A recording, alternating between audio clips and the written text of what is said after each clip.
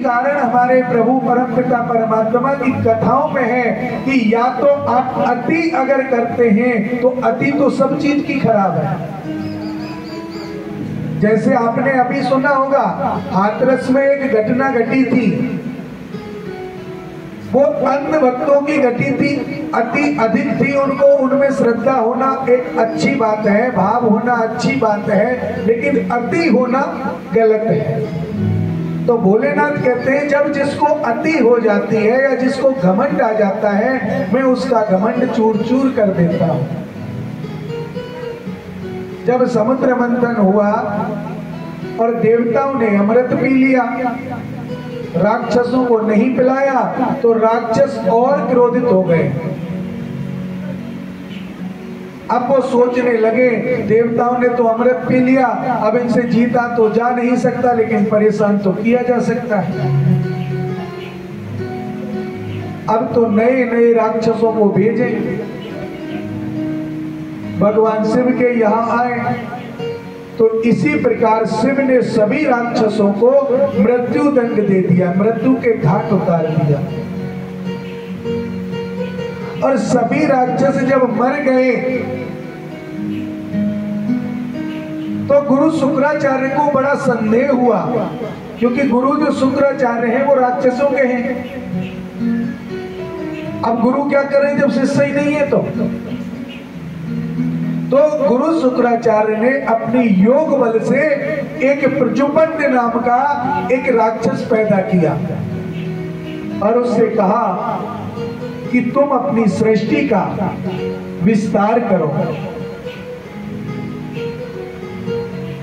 देखो, उनको कथाएं सुनाने लगी कि तुम्हारे माता पिता पूर्वजों के साथ क्या हुआ है, उन्होंने उनको मार दिया, शिव ने, भगवान विष्णु ने छल करके मार दिया, सबने आपके साथ छल किया है।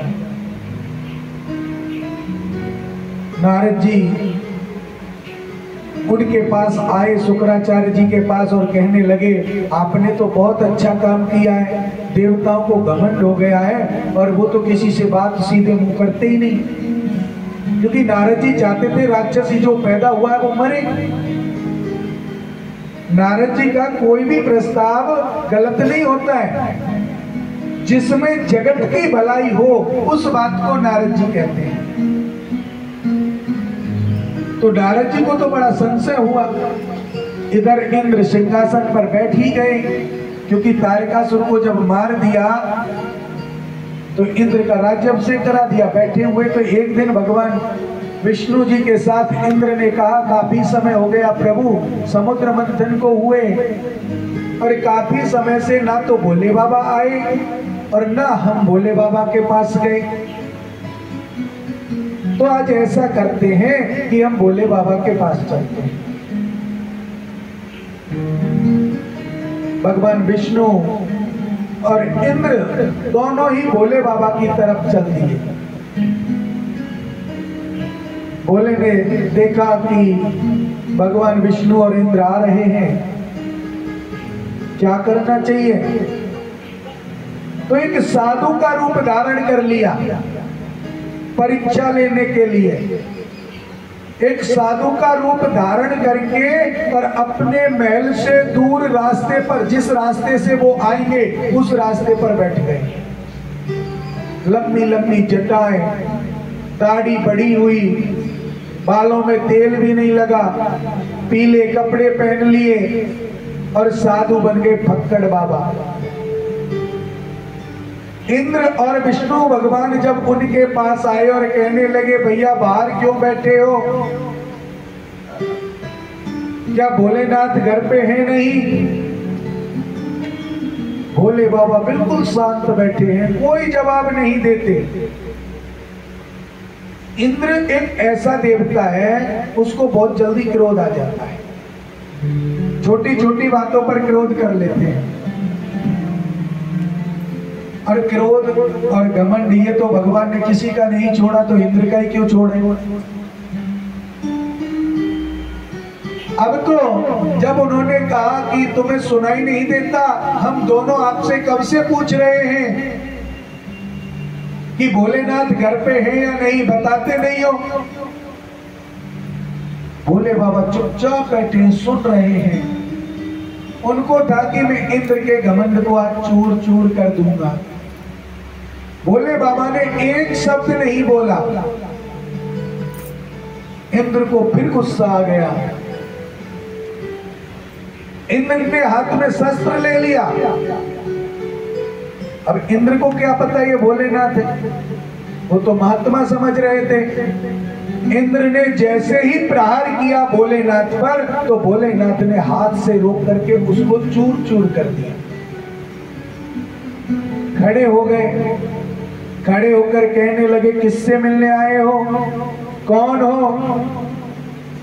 बोले आप हमें जानते नहीं, हम देवताओं के राजा हैं, जितने देव हैं हम उन सब के राजा हैं इंद्र, और तुम हमारा अपमान करते हो। भगवान बोले, साधु के रूप में बोले, कब बने राजा, किसने बनाया तुम्हें राजा? बोले हमने इतने राक्षसों को मारा, समुद्र मंथन कराया, सभी राक्षसों का अंत कर दिया, तब राजगद्दी मिली है, मेहनत से मिली है, तुम्हारी तरह बैठ करके जप करके नहीं मिली। बोले बाबा मन मन में मुस्कुरा रहे हैं। बोले देखो इस पागल को ये भी नहीं पता कि जिसने इसको राजगद्दी दिलाई उसी से ऐसे बात कर रहा है। बोले बाबा ने कहा, आप जानते हो तारकासुर किसने मारा? इंद्र कहने लगे, मैंने ही तो मारा था। बोले मैंने तो सुना है शिव के पुत्र कार्तिक ने मारा। बोले मारा होगा तो क्या है, मरे मराए में 10 लाठी तो मैंने भी लगाई थी। इंद्र को बड़ा और अपने में घमंड आने लगा, क्योंकि देवता जब तक ये कहते हैं कि जब तक कहते हैं ना, शिशुपाल जब गाली देता था तो 99 गाली तो बड़े प्रेम से भगवान स्वीकार करते थे, और 100वीं गाली वो देता नहीं था, क्योंकि उसको पता था कि जब 100वीं गाली होगी तो मुझे मरना पड़ेगा। तो एक दिन जब 100वीं गाली देवाई तो ऐसे ही देवाई थी, चने के पेड़ पर चढ़ाकर। नारद जी उनके पास जब आए तो उन्होंने यही कहा, अरे आपने तो सत्य बोला है, ये तो काला है, कलूटा है, चोर है। उसने 100वीं गाली भी दे दी, और 100वीं गाली दे दी तो फिर उसने मार दिया।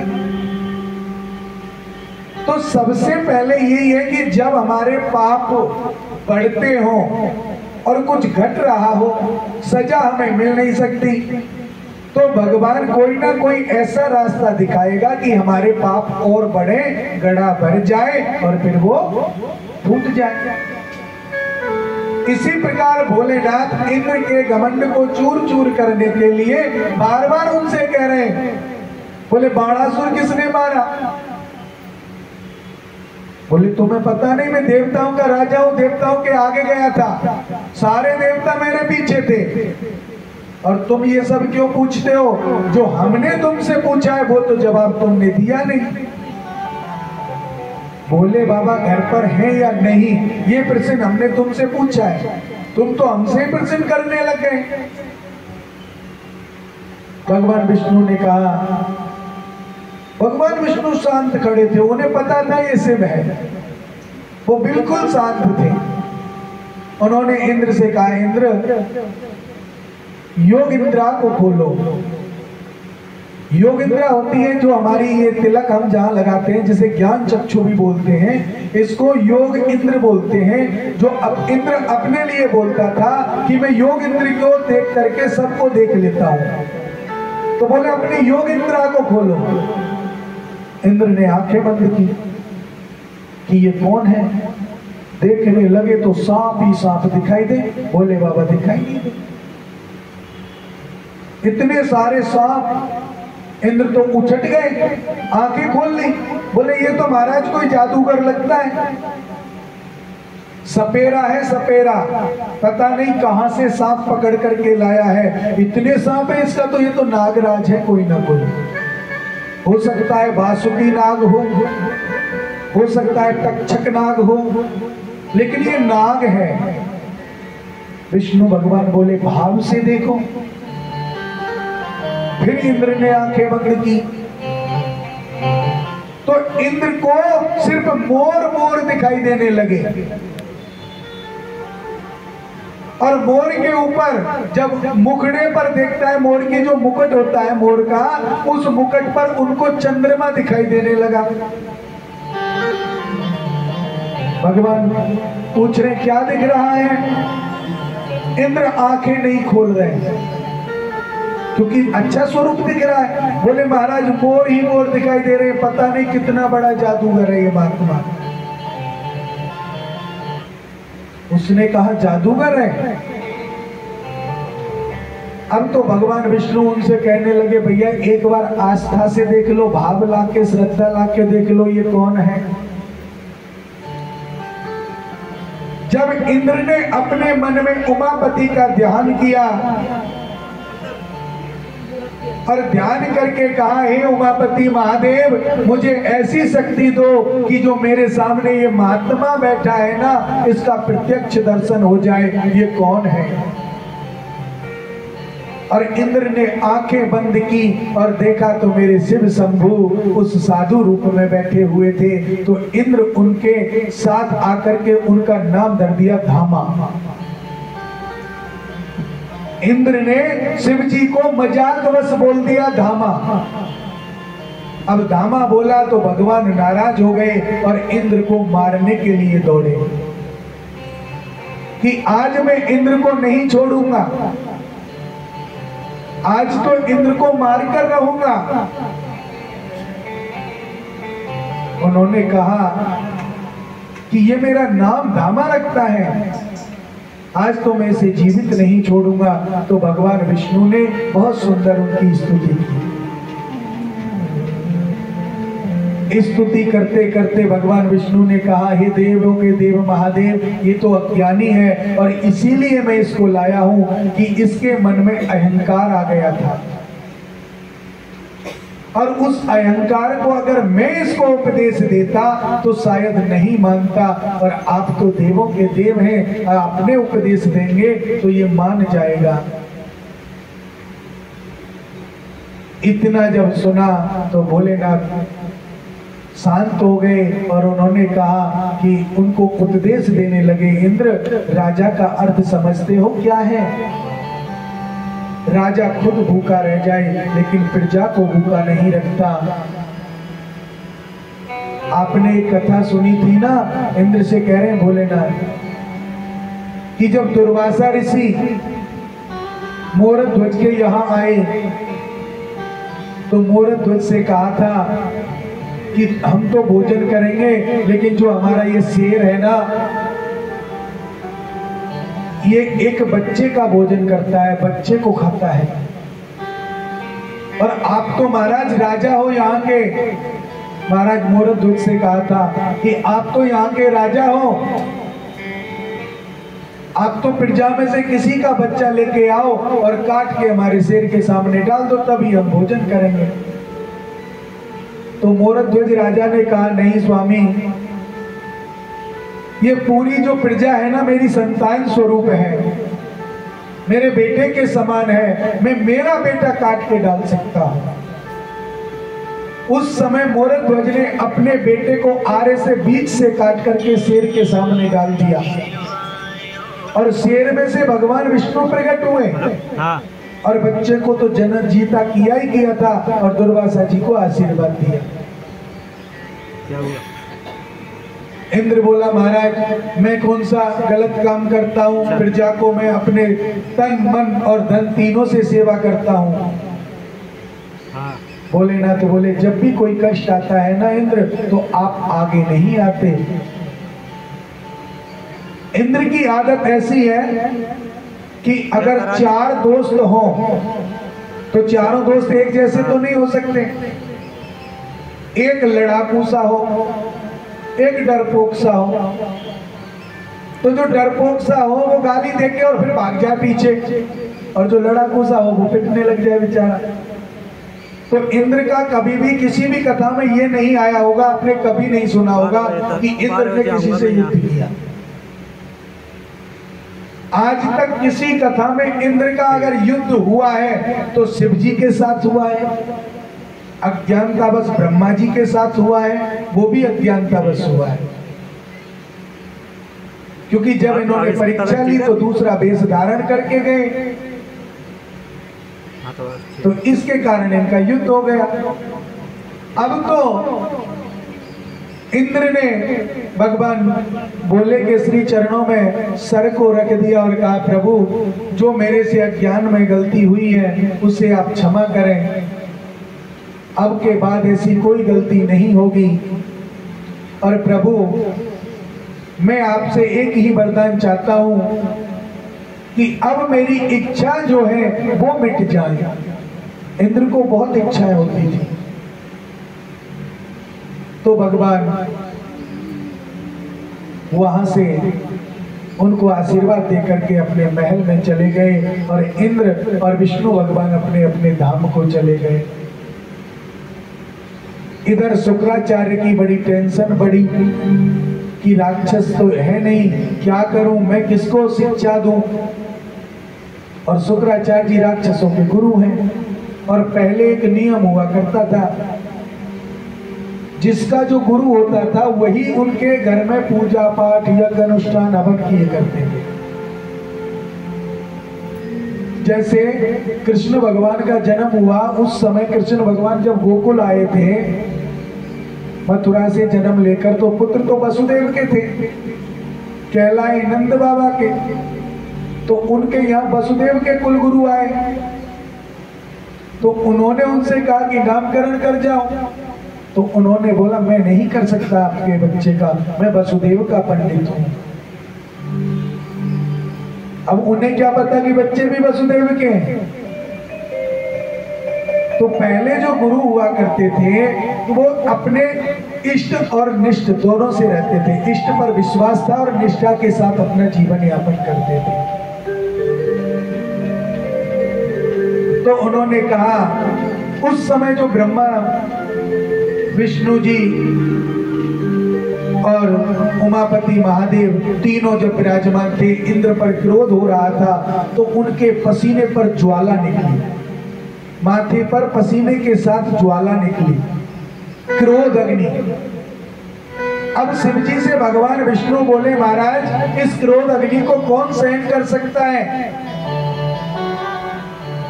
तो उस क्रोध अग्नि को भगवान शिव ने समुद्र में डाल दिया। समुद्र में डाल दिया तो समुद्र से एक पुत्र पैदा हुआ और उसको शुक्राचार्य जी ले आए। वहां पर ब्रह्मा जी पहुंचे। अब ब्रह्मा जी से कहने लगे, ये पुत्र है, कहां से आया है। बोले पता नहीं। समुद्र को बुलाया, भैया कहां से आया। बोले पता नहीं। तो समुद्र ने ब्रह्मा जी से कहा कि हे प्रभु, ये मुझे नहीं पता कि ये बालक कहां से आया है, लेकिन इसका नामकरण संस्कार आप कर दीजिए। हमारे संस्कारों में सबसे पहला संस्कार, जो 16 संस्कार हैं, 16 संस्कारों में सबसे पहला संस्कार है नामकरण संस्कार। और लास्ट तो है ही। और यज्ञोपवीत संस्कार, जब तक ये 2 संस्कार नहीं होते शादी भी नहीं होती हमारे ब्राह्मणों में। यज्ञोपवीत संस्कार हमारा जब तक नहीं होता है तब तक विवाह भी नहीं होते। पहले यज्ञोपवीत कराओ, उसके बाद लड़की वाले आएंगे। नहीं कराओगे तो फिर ऐसे ही डोलोगे।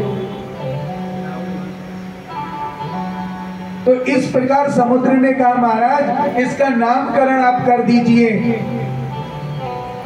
वो बच्चा ब्रह्मा जी की गोद में था और ब्रह्मा जी की गर्दन को पकड़ करके धीरे धीरे सहला रहा था।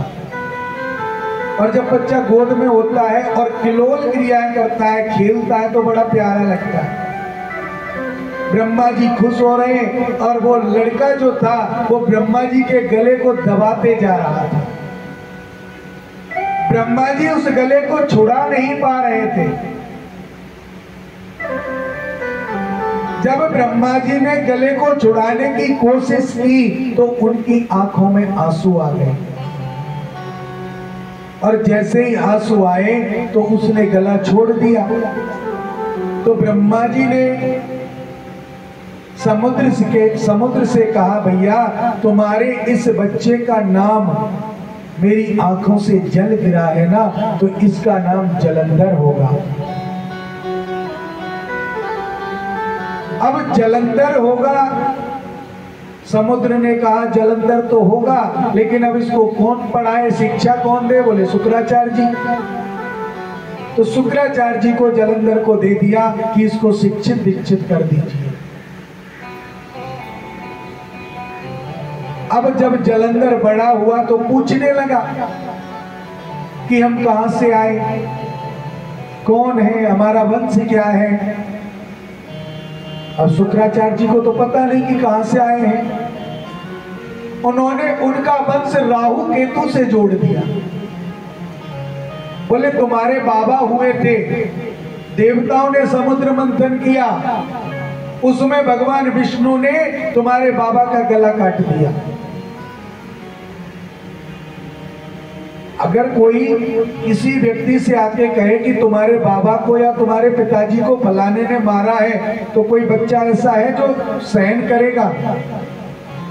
जलंधर को बहुत क्रोध आया और उसने कहा इतना बड़ा महापाप विष्णु ने किया। बोले यही नहीं, तुम्हारे चाचा तारकासुर को भी मारा, तुम्हारे दूसरे चाचा वाणासुर को भी मारा, और न जाने कितने ऐसे तुम्हारे रिश्तेदार थे कि सबको उन्होंने छल से मार दिया। जलंधर भगवान से बहुत क्रोधित हो गए, मन में विचार कर लिया कि अब तो उस दिन लौटूंगा जिस दिन भगवान विष्णु को मार दूंगा, उससे पहले लौटूंगा ही नहीं। उसने मेरे बाबा को क्यों मारा? क्योंकि शिव का अंश था जलंधर, ताकतवर था, किसी की हिम्मत नहीं थी कि कोई देवता उसके सामने नहीं आता। अब तो जलंधर तपस्या करने के लिए चले गए। बोले मैं तपस्या करके ऐसा वरदान प्राप्त करूंगा और वरदान पा करके मैं इसको मारूंगा। यम प्रम परम वेदांत वेदो सत्यवक्ता जलंधरा सत्य नियुक्ति विद्यायम् सच्चिदानंद नमोस्तुते। भगवान की पूजा अर्चना, ब्रह्मा जी की पूजा अर्चना जब करने लगे, काफी समय तपस्या करते हुआ और ब्रह्मा जी आकर के बोले भैया मांगो, क्या वरदान चाहते हो? तो उन्होंने कहा कि मुझे त्रिलोकी का सुख चाहिए और किसी देवता से मैं मरूं नहीं। मुझे मारे तो मेरा बाप मारे, मुझे मारे तो मेरा बाप मारे। बाप का पता नहीं, किसी को ही नहीं पता, तो मुझे कैसे मारेगा? जब जलंधर के बाप का किसी को पता ही नहीं है तो कैसे मारेगा? तो ब्रह्मा जी से कहने लगे महाराज देखो, मैंने तपस्या इसलिए की है कि मुझे सभी तो ज्ञानवर्धक चीजें चाहिए, मुझे मेरे पिता से मृत्यु चाहिए, जिसका मैं अंश हूं वही मुझे मारे, अन्यथा मैं किसी से ना मरूं। भोलेनाथ अपने कैलाश पर्वत पर ये पूरा दृश्य देख रहे हैं और सोच रहे हैं कि ब्रह्मा जी वरदान मत दे देना, ब्रह्मा जी को आवाज पहुंची कान में, बोले भोले मना कर रहे हैं। तो ब्रह्मा जी कहते हैं बेटा ऐसा नहीं वरदान मांगते, कोई और वरदान मांगो। बोले मैं तुम्हारा ये तो वरदान दे सकता हूं कि तुम्हें तुम्हारे पिताजी मारे, लेकिन ये वरदान नहीं दे सकता कि त्रिलोकी का राजा बने। मैं तुम्हें वरदान दे सकता हूं कि तुम पृथ्वी लोक के राजा बन जाओ। एक लोक ले लो, आगे तुम्हारी सामर्थ्य बनेगी तो आप तीनों लोक जीत लेना। जलंधर ने कहा ठीक है, पर यह वरदान पक्का होना चाहिए महाराज, कोई छल नहीं होना चाहिए कि मैं मेरे पिता के हाथ से ही मरूं। इसमें दो रीजन थे। एक तो ये था कि मैं मरूंगा नहीं, और अगर मैं मरा तो दूसरा ये था कि मुझे पता चल जाएगा मैं किसका पुत्र हूं। अब तक तो पता ही नहीं मैं किसका पुत्र हूं। और अगर शुक्राचार्य जी की बात करूं तो उन्होंने मेरे से कहा है कि तुम्हारे पिताजी मार दिए गए, तो जो मर गया वो मुझे क्या मारेगा। तो इसलिए मैं किसी पे मरूंगा नहीं, तो देवताओं पे मैं राज कर लूंगा। ऐसी अवस्था की जो बातें जलंधर के मन में घूम रही थी, और ब्रह्मा जी ने उनको वरदान दे दिया कि तथास्तु, जैसा आप कहते हो वैसा ही हो। अब तो जलंधर बड़ा खुश हुआ और त्रिपुर नाम के राज्य में, त्रिपुर नाम के गांव में जाकर के रहने लगा। ब्रह्मा जी ने वरदान दिया तो राजा तो मृत्युलोक का हो ही गया था। अब तो धीरे धीरे करके असुरों की फौज बनाना उसने स्टार्ट कर दिया, और असुरों की जब फौज जब बड़ी हो गई तो उनको युद्ध सिखाना, उनको शिक्षा देना, किसी को तपस्या पर भेजना, किसी से वरदान मंगवाना। तो उनके मन में सिर्फ यही रहता था कि असुर मजबूत हो। तो उनकी एक अक्षौणी सेना जलंधर की हो गई थी। एक अक्षौणी कितनी होती है पता है आपको? 1,00,000 लोग जो होते हैं वो एक अक्षौणी सेना में होते हैं। जरासंध के पास 18 अक्षौणी सेना थी जब कृष्ण भगवान से लड़ने आए थे, और जलंधर के पास एक अक्षौणी सेना हो गई। अब तो जलंधर ने सोचा कोई बात नहीं, देवता तो थोड़े से ही हैं, मन करेगा तब देख लेंगे, चलो पाताल लोक में चलते हैं। पाताल में गया, उसे कुछ नहीं मिला, वापस आ गया। बोले ये तो खाली लोक है, 3 लोक के राजा कहाँ, एक हम है ही, उसमें कोई रहता नहीं, एक ही रह गया, चलो देवता के पास। तो शुक्राचार्य जी के पास जाकर के चरणों में शीश नवाया और शुक्राचार्य जी से कहने लगे भगवान मैं देवताओं पर चढ़ाई करना चाहता हूं। शुक्राचार्य जी ने कहा नहीं, अभी समय नहीं है, इंतजार करो, जो समय आएगा तब मैं खुद आपसे बोलूंगा कि आप अब जाकर के चढ़ाई करो। रुक गया बेचारा। कुछ समय बीता तो शुक्राचार्य ने बुलाया जलंधर को और कहा कि अब तुम देवताओं पर चढ़ाई कर दो। अब मेरा आशीर्वाद तुम्हारे पास है, तुम्हारे सर पर है, और जब गुरु का आशीर्वाद व्यक्ति के ऊपर होता है तो कोई उसे छेड़ नहीं सकता और कोई उसे परास्त नहीं कर सकता।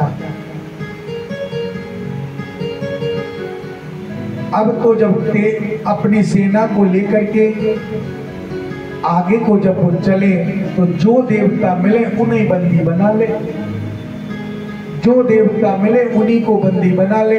इंद्र के पास गए, बोले राज सिंहासन खाली करो। इंद्र ने अग्निदेव को आदेश दिया कि युद्ध करो, वरुण देव को आदेश दिया कि युद्ध करो। अब देवता युद्ध करने आए और हार जाए। अब तो त्राईमाम करते हुए उन देवताओं को भी डर लगने लगा। बोले क्या करें, अब तो मरे जाएंगे। सभी देवता डरने लगे और राक्षस ऐसे ऐसे कि देवताओं को उठाए और पटक दे, उठाए और पटक दे। जलंधर में इतनी शक्ति थी कि कोई भी व्यक्ति उनके सामने आता, चाहे वो देव हो या राक्षस हो, कोई उनका सामना नहीं कर सकता था। जलंधर को उस चीज पर बहुत गर्व हो गया। इंद्र राज सिंहासन छोड़ करके भाग गए और जलंधर राज सिंहासन पर बैठकर कहने लगा कि आज मैं त्रिलोकी का राजा हूं। राज सिंहासन को हड़प लिया कि आज तो मैं त्रिलोकी का राजा हूं। सभी देवताओं की मां का नाम है अदिति और दिति माता से के पास जाकर देवताओं ने कहा कि मैया अब तो आप ही कोई उपाय बताओ, हम कैसे अपना राज्य वापस लें। ये तो बहुत अन्याय करते हैं, क्योंकि राक्षस तो मन करे जब देवता ने पीट दे, लड़ाई कर दे, परास्त हो जाते थे। उन्होंने कहा कोई ऐसा उपाय तो बताओ जिससे कि हमारा तो उद्धार हुई हो जाए, राजगद्दी मिल जाए और जलंधर मर जाए। माता दिति भगवान विष्णु के पास गई, कहने लगी प्रभु एक राक्षस है जलंधर और मेरे बच्चे बहुत दुखी हैं। जब चाहता है तब हमारे ऊपर चढ़ाई कर देता है, मेरे बच्चे हार जाते हैं, बड़े परेशान हैं। आप कोई ऐसा उपाय कीजिए जिससे कि मेरे बच्चों को उनका राज मिल जाए और जलंधर वहां से चला जाए। माता दिति की बात सुनकर के और ब्रह्मा जी दिति के साथ आए थे, तो ब्रह्मा जी की बात सुनकर के भगवान विष्णु तैयार हो गए। ठीक है, मैं आज ही जलंधर को मार देता हूं। सुदर्शन चक्र ले लिया, पद्म ले लिया, धनुष ले लिया, वाण ले लिए और जब चलने को तैयार हुए तो माता लक्ष्मी ने भगवान विष्णु के चरण पकड़ लिए।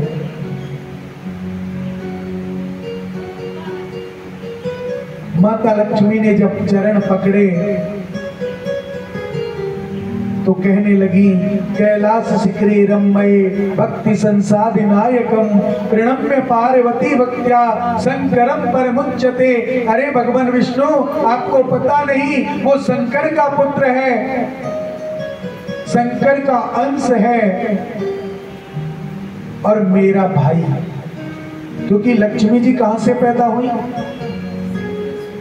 समुद्र से हुई। और जलंधर कहां से पैदा हुए? अब समुद्र से जिनका माँ बाप एक ही है तो भाई बहन हुए ना। तो लक्ष्मी जी ने भगवान विष्णु से कहा कि प्रभु वो शिव अंश तो है ही है, लेकिन आपका साला भी है, मेरा भाई भी है, और आप मेरे भाई को मारने जा रहे हैं। नहीं प्रभु, ऐसा आप नहीं कर सकते। भगवान विष्णु ने कहा देवी, जो राक्षस होते हैं ना वो किसी के भाई नहीं होते। जो गलत कर्म करते हैं फल तो उनको मिलना ही चाहिए। लक्ष्मी जी हाथ जोड़कर खड़ी हो गई, नहीं प्रभु आप मेरे भाई को नहीं मारेंगे। तो भगवान विष्णु ने कहा ठीक है देवी, हम उसे मारेंगे नहीं लेकिन मरवाएंगे जरूर। भगवान विष्णु ने कहा मारेंगे नहीं मरवाएंगे जरूर। इतना जब सुना कि मरवाएंगे जरूर तो लक्ष्मी जी ने कहा ठीक है, और भगवान विष्णु चले गए। जैसे ही भगवान विष्णु देवताओं के पास पहुंचे, देवता गर्जना करने लगे, शंखनाद करने लगे, खुशी होकर जयकार करने लगे कि अब तो भगवान विष्णु आ गए, अब तो हमें कोई खतरा नहीं है, राजगद्दी मिल ही जाएगी, जलंधर मर ही जाएगा। भगवान विष्णु ने राक्षसों से युद्ध किया। जलंधर जब सामने आए तो जलंधर से युद्ध किया, और जब जलंधर से युद्ध करते करते बहुत समय बीत गया तो जलंधर ने अपनी मुष्टिक का प्रहार गरुड़ के सर पर कर दिया और गरुड़ जी गिर गए, और गरुड़ गिर गए तो भगवान विष्णु भी नीचे आ गए। भगवान विष्णु को क्रोध आया और भगवान विष्णु ने अपनी मुष्टिक का प्रहार किया और जलंधर की छाती पर मुष्टिक मारा तो जलंधर गिर गया। लेकिन वचन देकर के आए, मारूंगा नहीं। तो भगवान विष्णु ने जलंधर को वहां छोड़ करके कहा कि अब हम कहां जाएं? भाई अगर नहीं मारा या नहीं मरवाया तो हमारी परेशानी होगी, लोग हम पे हंसेंगे, देवता भी ये कहेंगे भगवान आप भी ये काम नहीं कर रहे हो। तो उन्होंने कहा ठीक है, भोलेनाथ का ध्यान किया और भोले बाबा को बुला लिया। जलंधर के सामने जैसे ही भोलेनाथ आए और भोलेनाथ को देखते ही जलंधर ने प्रणाम किया। शिव शंभू को देखते ही प्रणाम किया, कहा प्रभु मेरा प्रणाम स्वीकार करें। महादेव ने प्रणाम स्वीकार किया लेकिन कोई आशीर्वाद नहीं दिया, क्योंकि अगर वहां आशीर्वाद दे देते तथास्तु या बने रहो तो मारेगा कौन। तो उन्होंने कोई आशीर्वाद नहीं दिया, प्रणाम ले लिया, ठीक है। भगवान विष्णु ने नजरों से कहा बाबा बड़े परेशान करते हैं, अगर हम मारेंगे ना तो लक्ष्मी जी रूठ जाएंगे, और घर में अगर पति की पत्नी रूठ जाए तो बड़ी दिक्कत आ जाती है। ना तो बेचारा बोल सकता, ना खा सकता, ना पी सकता, और अगर खा लिया तो फिर हाँ खुद ने खा लिया, हम भूखे बैठे तब से। तो पति के साथ पत्नी को मिलकर चलना है तो वो भी मिलके चलेंगे। अब पति तो गए गुस्सा होके ड्यूटी, पत्नी ने खूब खाया हो भले कोई दिक्कत नहीं है, लेकिन जब आएंगे उस समय कुछ नहीं बना पाएगा। मैंने कल से कुछ नहीं बनाया है और ना खाया है।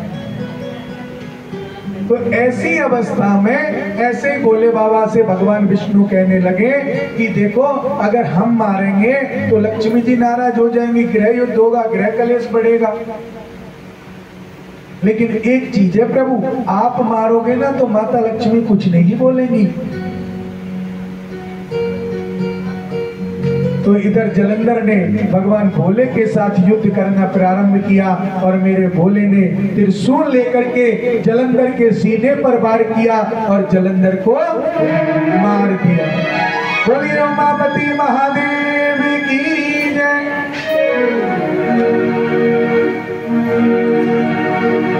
बोलिए बाबा भूतनाथ की हो। हाँ थोड़ा जयकारा जोर से बोला करो जिससे कि हाँ थोड़ा अच्छा लगे। बोल बाबा भोलेनाथ की हर हर महादेव। बात जोर से आ रही है पीछे से। तेरी भोली सी सूरत वो भोले मेरे दिल में बसी जा रही है। कभी कहा जाता है कर्पूर गौरव करुणावतारम संसार सारं भुजगेन्द्रहारं सदा वसंतम हृदयारविंदे भवं भवानी सहितं नमामि। तेरी भोली सी सूरत भोले मेरे दिल में बसी जा रही है। अब तो पहले से ही तेरी दादा न जाने याद आ रही है, न जाने याद आ रही है, न जाने याद आ रही है। तेरी भोली सी सूरत भोले, तेरी भोली सी सूरत वो मेरे मन में बसी जा रही है, और मेरे मन में बसी जा रही है। भोले मेरे मन में बसी जा रही है तेरी भोली सी सूरत भोले मेरे मन में बसी जा रही है तेरी भोली सी सूरत भोले मेरे दिल में बसी जा रही है तेरी भोली सी सूरत भोले मेरे मन में बसी जा रही है अब तो पहले से भी तेरी दादा न जाने कोई रही है और जाने कोई रही है न जाने कोई रही है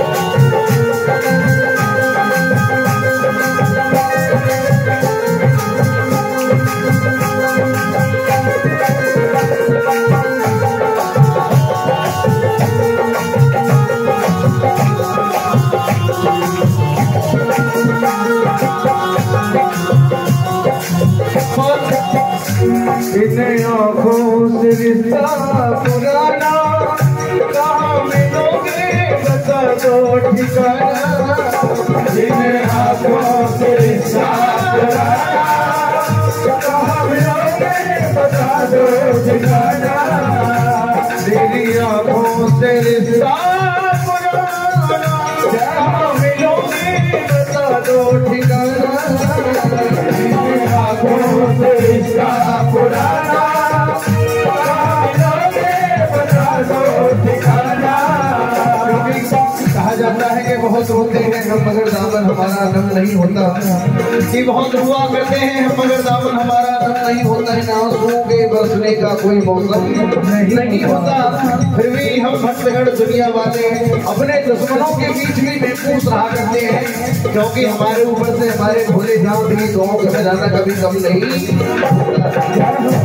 मेरी आँखों से रिश्ता पुराना कहाँ मिलोगे बता दो ठिकाना मेरी आँखों का रिश्ता पुराना कहाँ मिलोगे बता दो ठिकाना मेरी आँखों से रिश्ता पुराना कहाँ मिलोगे बता दो ठिकाना मेरी आँखों से रिश्ता पुराना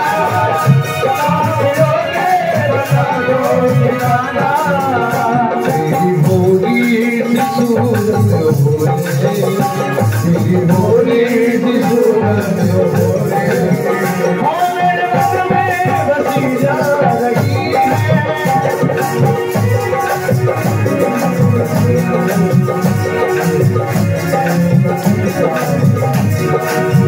और तेरी भोली सी सूरत भोले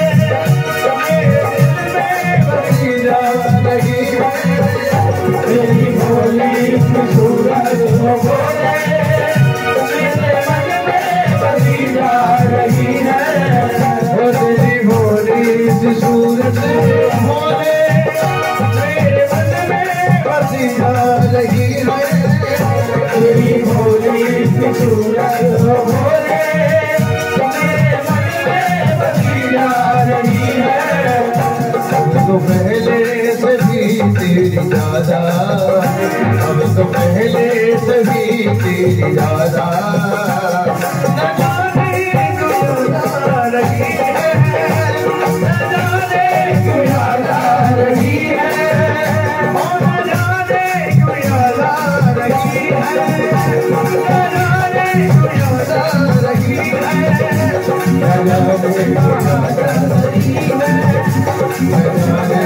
आ रही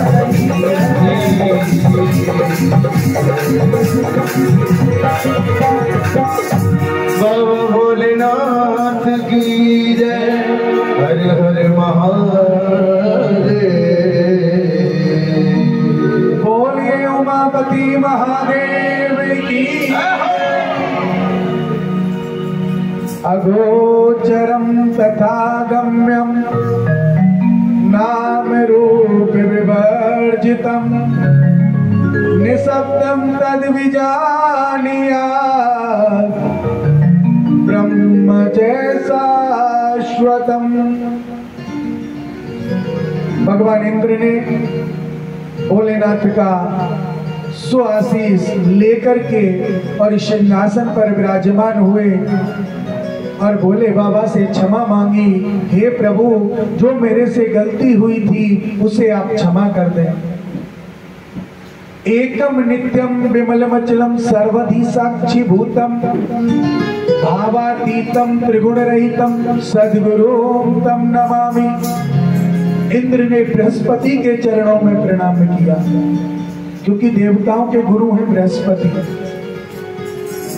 चरणों में प्रणाम किया, कहा प्रभु आपकी महिमा अगर नहीं होती ना तो आज मुझे राज सिंहासन नहीं मिलता। मम रूपासि देवी त्वं त्वद्विद्यार्थं वदाम्यहम् लोकोपकारिका प्रश्नो न केनापि कृता पुरा। दुर्लभं त्रिषु लोकेषु चक्षुरुस्य वदाम्यहम् गुरुं विना ब्रह्म नान्यात् सत्यम सत्यम न संशय। इंद्र बृहस्पति जी से कहने लगे, प्रभु जिस पर गुरु का आशीर्वाद होता है ना उसको किसी का भय नहीं होता। अब ऐसा आशीर्वाद हमें दे दीजिए जिससे कि देवताओं का कल्याण हो जाए। इधर शौनकादिक ऋषियों ने सूत जी से प्रश्न किया, महाराज ये जो भोलेनाथ के अवतार हैं ये कितने हुए? भगवान विष्णु के तो पता है 24 अवतार हुए, 24वां कल्कि अवतार के रूप में जन्म लेंगे, लेकिन भोलेनाथ का नहीं पता कि कितने अवतार हैं। आपको पता है? नहीं पता। क्यों नहीं पता? हमारी एक माता थी यहाँ कथा में, वो कह रही थी कि मैंने 7 बार शिव महापुराण पढ़ी है। कौन सी है वो? हाथ ऊपर करना। एक बार हमारी माता थी है, परसों कह रही थी, आई नहीं क्या? उन्होंने मेरे से कहा था कि 7 बार पंडित जी हमने इस शिव पुराण को पढ़ा है। मैं 7 बार पढ़ा है तो निश्चित रूप से याद होगा। तो भगवान भोले के मेन अवतार जो मुख्य अवतार थे वो थे 10, और वैसे जो अंश अवतार हुए वो थे 17, 19 नहीं थे। हाँ कहीं होगा, मैं कह नहीं सकता। हरि अनंत हरि कथा अनंता, क्योंकि अनेक रूप हैं, कथा भी अनेक हैं, तो कहीं ना कहीं लिखा होगा। नहीं, कभी कभी ऐसा नहीं होता है। देखिए हमारे ब्रह्म वैवर्तक पुराण में लिखा है, कल्पों की बात हो जाती है। कल्प जो होते हैं, कल्प समझते हो? दिन, जैसे हमारा एक 100 साल का और ब्रह्मा जी का एक पल होता है, तो कितनी उम्र हो गई फिर उनकी? ऐसे ही कल्प होता है, समय को कहते हैं कल्प। एक कल्प में भगवान विष्णु को राधा रानी का पुत्र बताया है। भगवान विष्णु को राधा रानी का पुत्र बताया है ब्रह्म वैवर्तक पुराण में। और एक कल्प में राधा रानी उनकी पत्नी स्वरूप में आई है।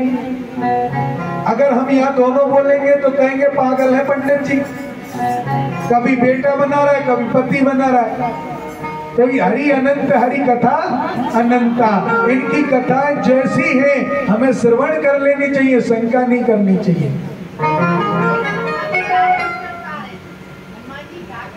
हाँ हनुमान जी के 11वें रूप अवतार, तो वो अंश अवतार है। अवतार में अंश अवतार, जलंधर भी अंश अवतार में आता है। जो भोलेनाथ के अंश से उत्पन्न हुए वो अंश अवतार है। और मेन जो 10 है, सबसे पहला जो अवतार है वो है जातुधान। आपने नाम सुना होगा जातुधान, बहुत बड़े एक संत हुए थे, वो भोले बाबा के अवतार हैं। दूसरे अवतार है भुसंडी, तीसरे अवतार है फक्कड़, जो ये शमशान की जो करके भस्म को अपने शरीर पे घूमते हैं गए, इस प्रकार भगवान भोले के 10 अवतार हैं। 4 अवतार अंशावतार हैं, हनुमान जी, जलंधर, मनु भी अवतार है, और सत्यध्रत, ये 4 अवतार अंश अवतार हैं। लेकिन अंश अवतार भी अवतारों से बढ़कर है। अंश तो भोले का ही है। तो भोले बाबा के जो अवतार हुए उनमें सोनकादिक ऋषि जब सूत जी से सुन रहे थे तो उन्होंने कहा, महाराज एक और अवतार हमने सुना है, उसका तो वर्णन आपने किया ही नहीं। बोले कौन सा? बोले गोपेश्वर हनुमान भगवान हुए थे ना। कब हुए? रास किया था जब गोपेश्वर भगवान हुए ना। तो सोनकादिक ऋषियों ने सूत जी से कहा, महाराज थोड़ा विस्तार से सुनाइए ना कि इन्होंने गोपेश्वर इनका नाम क्यों पड़ा। भोलेनाथ का नाम हमने देखा है, भुजंगधारी है, भुजंग इनके चारों तरफ लटके रहते हैं तो लोग भुजंगधारी कहने लगे। बागंबर पहनते हैं तो लोग बागंबरधारी कहने लगे। भूतनाथ तो इसलिए कहते हैं कि भूतों के राजा हैं। भूतनाथ भी अवतार है भोले का 10 अवतारों में। जो 10 अवतार हैं उनमें एक भूतनाथ भी अवतार है। तो भोले बाबा से ऐसे अवतारों की कथा आप कहिए, लेकिन ये तो बताइए कि गोपीश्वर नाम क्यों पड़ा, ये गोपी कैसे बने? क्योंकि है तो भोले बाबा, पुरलिंग में जाएंगे और नाम स्त्रीलिंग का आ रहा है। क्यों आ रहा है बाबा, बताइए तो सही। तो सूत जी ने कहा, सुनो, द्वापर की बात है। द्वापर में वसुदेव के यहाँ एक बेटा उत्पन्न हुआ जिसका नाम कृष्ण था, और जन्म होते ही उसे गोकुल भेज दिया। तुम तो सिर्फ गोपेश्वर की बात कर रहे हो, इसका एक अवतार और है जिसको मैं बता दूं, दर्शनेश्वर अवतार। आप जब कभी गोकुल में जाते हैं और नंद भवन में प्रवेश करते हैं तो नंद भवन में घुसने से पहले आपको एक महादेव जी का मंदिर मिलता है छोटा सा, उसका नाम है दर्शनेश्वर भगवान, जहां पर उन्होंने समाधि लगा ली थी यशोदा मैया से लड़कर कि मैया अगर तू दर्शन नहीं कराएगी ना तो मत करा, तू तेरी हट पर रह, लेकिन तुझे पता नहीं साधुओं की हट कितनी बड़ी होती है। मैं भी दे दूं भस्म रमा दूं धूनी, पूर्ण कर दे आशा को, और बिन लाला के दरस किए ना जाऊं मैं कैलाशा को। भगवान भोले ने कहा कि मैं कैलाश पर्वत पर जब जाऊंगा जब तेरे बेटे का दर्शन कर लूंगा। अब तो मैया यशोदा बोली, बाबा देख तेरे गले में नाग, बिच्छू, कातर, मुझे इतनी बड़ी होकर डर लग रहा है, मेरा तो बालक छोटा सा है, वो तो वैसे ही डर जाएगा। दर्शन तो न कराऊं, तू अगर मेरे इस जो दरबार महल है ना, इसके गेट जो है ना 64 है, एक पे बैठो रहे, दूसरा खोल दूंगी, बैठो रहे, मौका आते बंद कर दूंगी, कुंडी लगा दूंगी, निकलेंगे नहीं, हम तो पल्ले वाले थे निकल जाएंगे। भाई इस गेट को बंद कर दोगे तो इससे निकल जाएंगे। बोले मैं वहां आ जाऊंगा, बोले उसको भी बंद कर देंगे लेकिन दर्शन ना कराऊंगी। भोले बाबा दरवाजे पर खड़े हैं और मैया यशोदा से कह रहे हैं कि दर्शन कराओ। मैया कह रही नहीं कराऊं। रोहिणी आ गई, रोहिणी ने कहा करा दो ना दर्शन। बोले दीदी तू क्या रही है, देख इसके कैसे कैसे नहा गए, अगर फुफकार भी मार दी तो बेटा तो मेरा 1200 है, दर्शन तो न कराऊं। और गेट को बंद कर दिया और भोले बाबा तो रमा के धूनी आसन लगा के बैठ गए। कन्हैया देख रहे और जैसे ही गेट बंद किया कन्हैया रोने लग गए। कन्हैया रोने लगे, मैया बहुत चुप कर रही है, बेटा चुप है जा, दूध पी ले। उनने तो रोबो दिख रो, सखी सहेली आई, गोपी आई, मैया क्यों रो लाला? बोले अरे बहन पतो ही ना क्यों रो, बहुत देर ते राख रही हो, रही ना रो। एक पूर्णवासी प्रोतानी थी, उसने तो अपना पल्लू लिया और झाड़ा लगाने लग गई। गाय बंदरी गाय की पूंछ पकड़ के झाड़ा लगाने लग गई। फिर भी कन्हैया जोर जोर से रो रहे। अब तो एक बोली, कौन सी ने डाल दिया कौना मेरो मचलो है श्याम सलोना, कौन सी ने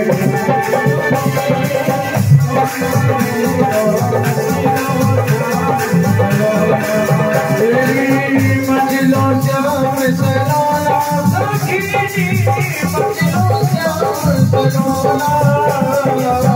मचलो श्याम सलोना, मचलो श्याम सलोना, मार दियो दीवाना मेरो, मचलो श्याम सलोना, मार दियो दीवाना मेरो, मचलो श्याम सलोना, ओ मचलो श्याम सलोना, सखी मचलो श्याम सलोना, मचलो श्याम सलोना, सखी मचलो श्याम सलोना, कौसी ने मार दिया सोना मेरो, मचलो सलोना, कौसी ने मार दिया सोना मेरो, मचलो श्याम सलोना।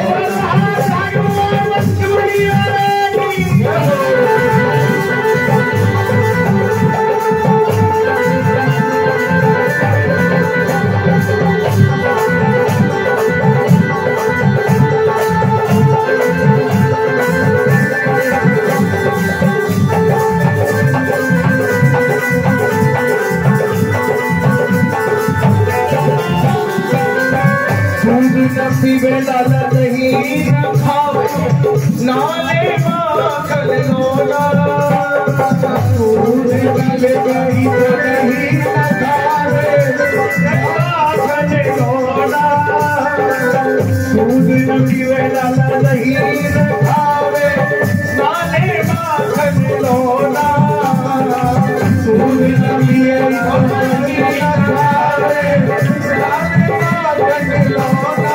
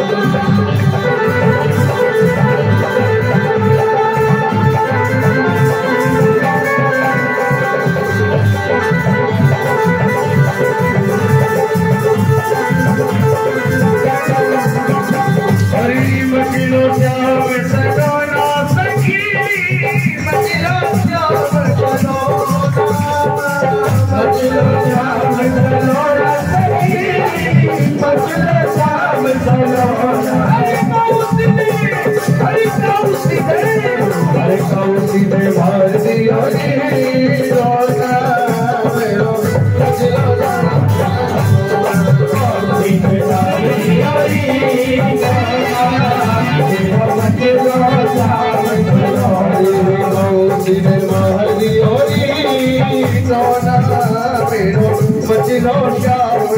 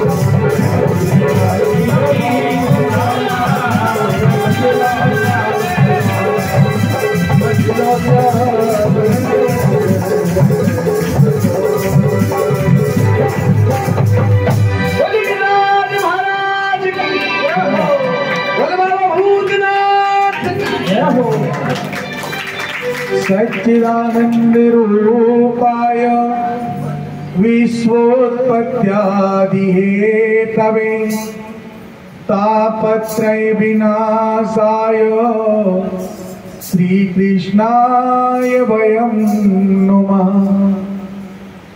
भोलेनाथ दरवाजे पर बैठे हैं और मैया घर के अंदर सखी सहेलियों से गोपियों से कह रही हैं, पता नहीं दूध पीता नहीं, दही खाता नहीं, माखन भी देती हूँ खाता नहीं, रोता ही जा रहा है। एक सखी बोली, मैया सुबह से कोई आया था क्या घर में? कोई ऐसी आ गई हो जाने नजर लगा गई हो? बोले नहीं, आज तो कोई भी नहीं आया, एक बाबा जरूर आया था और ऐसा भयानक बाबा था, भुजंग उसके सांप गले में थे, कातर बगल में थी, बिच्छू जूड़े पर थे, बड़ा भयानक था और दर्शन की जिद कर रहा था। मैंने तो बहन दर्शन ना कराए, मैंने तो कहते बाबा दर्शन ना कराऊं। गोपी ने कहा फिर वो बाबा गया कहाँ? बोले मुझे ना पता, न्यू कह रहा हूँ कि अगर जब तक दर्शन ना करावेगी, जब तक दरवाजे पे बैठे और रंगों, मैंने तो दरवाजे बंद कर रखियो, देखियो बहन बाहर हुए तो। अब तो गोपी ने दरवाजा खोला तो देखा भोले बाबा बैठे हुए हैं। बोले बाबा अंदर चलो और कन्हैया रो रहा है हमारा, उसको झाड़ा ही लगा दो। बोले ना, हम ना जाएं, मैया यशोदा ने मना करी है, मैया यशोदा आकर कहेगी तो हम लगा देंगे। दूसरी गोपी आई, कुछ आवे भी है कि वैसे ही बाबा जी बन गए, कपड़ा रंग लिए बाबा जी बन गो, हमारो लाला रोवे है, तू सुने ना है, दर्शन करवे को आयो तो एक बार झाड़ो तो लगा दे। माने भाई झाड़ो तो जब लगाऊंगा मैया, जब मैया आके मोते कहेगी हवाल तुम ले जाओ, मैया मुझको दर्शन ना करावेगी तो। मैया यशोदा को लेकर के गोपियां आई, बाबा यहीं ते लगा दे, कोई तेरो ऐसो जुगाड़ हो तो। लाला के दर्शन तो ना कराऊं, अगर तो झाड़ो लगाना तो दूर ते लगा दे। बोले मैया दूर ते तो ना लगे। बोले थोड़ी दूर ते लगा दे तो हो, अगर मैं लाला दूर ते तो को दिखा दूं तो तू वहां पे झाड़ो लगा दीजो। बोले हाँ ऐसा तो हो जाएगा। अब तो मैया यशोदा भोलेनाथ को अंदर ले गई और अंदर जब ले गई तो कन्हैया रो रहे थे और जब भोलेनाथ की नजर कन्हैया से मिली तो कन्हैया और जोर से रोने लगे। अब मैया कह रही तेरे झाड़े थे तो कुछ फर्क ही ना पड़ रहा। बोले बाबा, बोले मैया झाड़े से फर्क ना पड़े, आके दूसरी बीमारी है मेरे हाथन में दे दे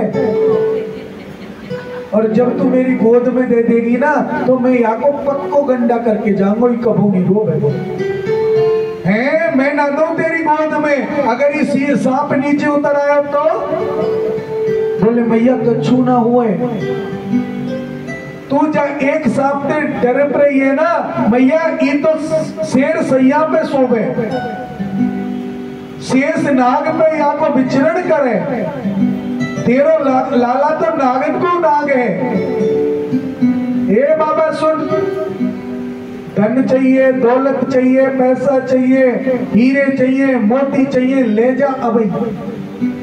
मेरे लाला की अगर इत बित की बात करी तो गलत पड़ेगी। धन दौलत जो कछु भी चाहिए बा ले जा, पर लाला के दर्शन नहीं कराऊंगी और लाला के बारे में कोई बात नहीं सुनूंगी। बोले ठीक है भैया हम तो चले। अब जैसे ही वो चले कन्हैया जोर से रोवे। तो गोपियों ने कहा दे तो दो, हाथ में क्या गोद में दे दो। मैया यशोदा बोली भैया जब ज्यादा ही रो रहा है तो देना पड़ेगा। बोले बाबा ये जो नाग लटक रहे ना तेरे, इनके मुंह में पीछे को कर, तब तो मैं तेरी गोद में दूंगी। और मेरे भोले बाबा ने नागों को पीछे कर लिया और भगवान को गोद में ले लिया। अब भगवान गोद में आए तो हंसने लगे, खेलने लगे। अब मैया यशोदा ने कही अब तो है गो सही ला, जल्दी दे। और मैया यशोदा ले ले तो रोने लग जाए, बाबा भोले ले ले तो हंसने लग जाए। मैया यशोदा समझ के पक्का तेने कछु करो, तू कोई जादूगर है, तू टोने टोटका तेने ऐसो करो है कि ई लाला तो ही पे रह रो है, मेरे पास तो आई ना रहे हो। बाबा गोपियां बोली बाबा तू ब्रज छोड़ के मत जाइयो, तू यहाँ ही रीजो, नंद भवन में ही रीजो। और बाबा तू अगर छोड़ के चलेगो तो हमारो लाला रोवेगो तो हम कहाँ ले जाएंगी, हम तो कोई ये जाने ना है और जादू टोना हम पे आवे ना है। भोलेनाथ कहने लगे ना, हम तो एक भक्कड़ आदमी, साधु संत, बहता पानी, रमता जोगी, हम तो घर में नहीं रहे मैया। मैया कहने लगी बाबा जी मेरे आ तो जा तो रहियो, बाबा जी मेरे आ तो जा तो रहियो, भोले जी मेरे आ तो जा तो रहियो, भोले जी मेरे आ तो जा तो रहियो, भोले जी मेरे आ तो जा तो रहियो। जब जब नजर लगे मोरे लाला, जब जब नजर लगे मोरे लाला, कोई उतार के रहियो, भोले जी मेरे आ तो जा तो रहियो, भोले जी मेरे आ तो जा तो रहियो, भोले जी मेरे आ तो जा तो रहियो।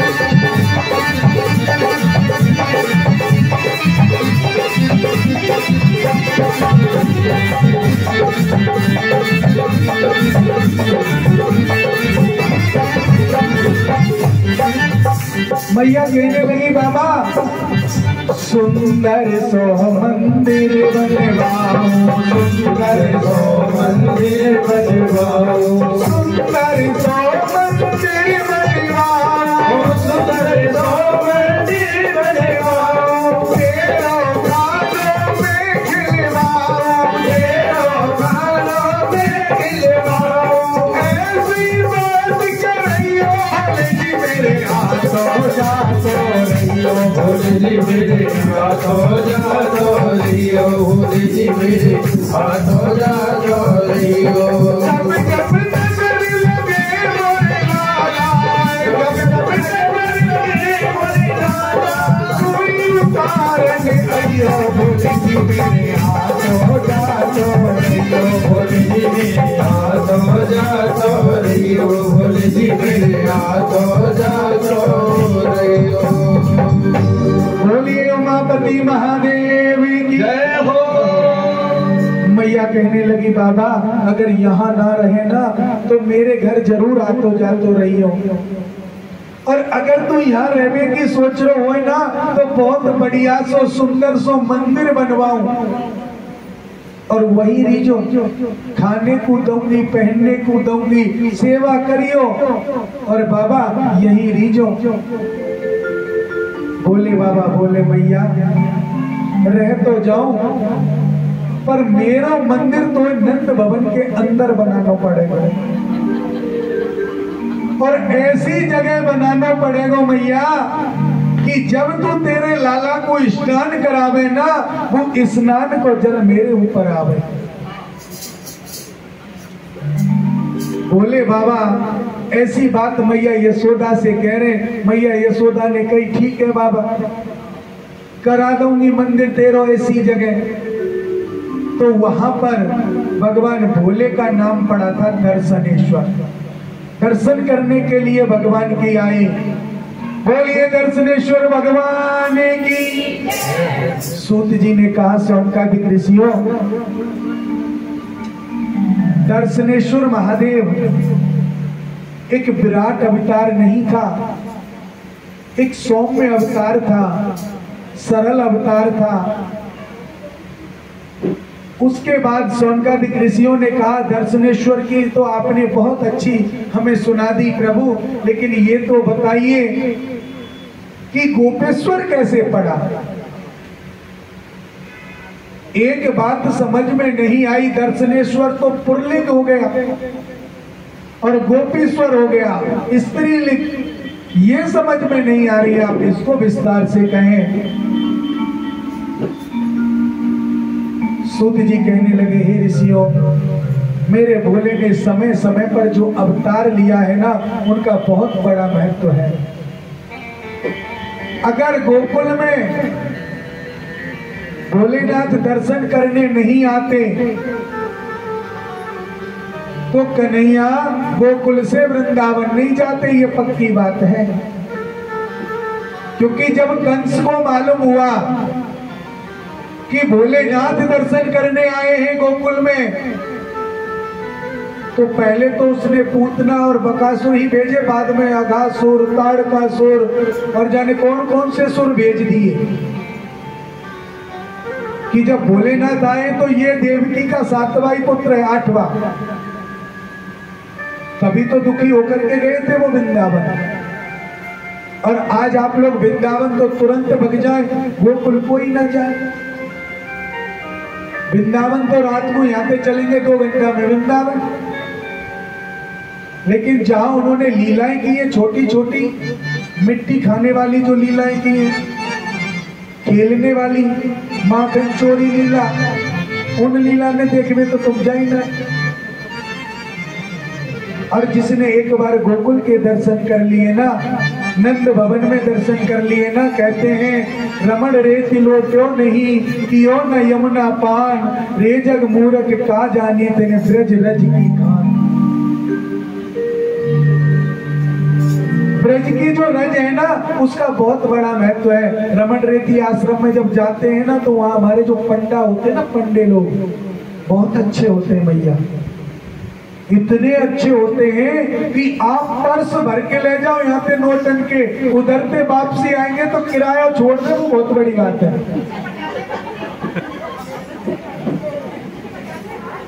यहाँ तुम पर्स भर के ले जाओगे तो वहां से वापस किराया भी ना छोड़ सके। तो ऐसे अच्छे पंडे हैं हमारे वहां। आज हमारे बीच में हम जहां रहते हैं अलीपुर के पास तीगीपुर गांव है, उस तीगीपुर में रहते हैं। वहां 19 और 20 सितंबर से श्रीमद् भागवत जी की कथा है सितंबर में, और जो करा रहे हैं वो आज आपके बीच में है। आ जाओ श्रीमान।